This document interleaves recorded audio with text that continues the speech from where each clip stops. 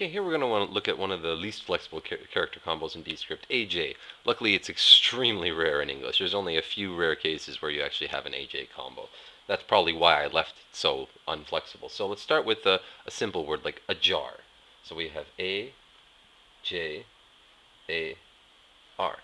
Now, as you can see, that I've put two versions. This is a very advanced version, I'd like to call it that way anyways, because I don't recommend using it until you're quite comfortable with Descript. It can really confuse you later.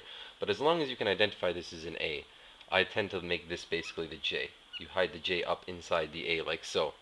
But by doing so, you do run the risk that maybe it starts to look like some kind of V, or that you're not sure which, if you give an angle to it, you're not sure where it came from. So when the relative direction of the word string becomes dynamic when you're curving and twisting, it's not a very good idea to use the more advanced version of the AJ. So let's see what we can get with a jar with that.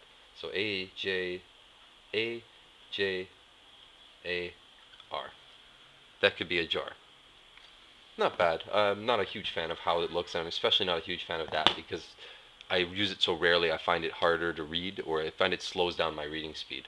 So let's try another word. This is probably the most common word with AJ, major. So M, A, J, O, R.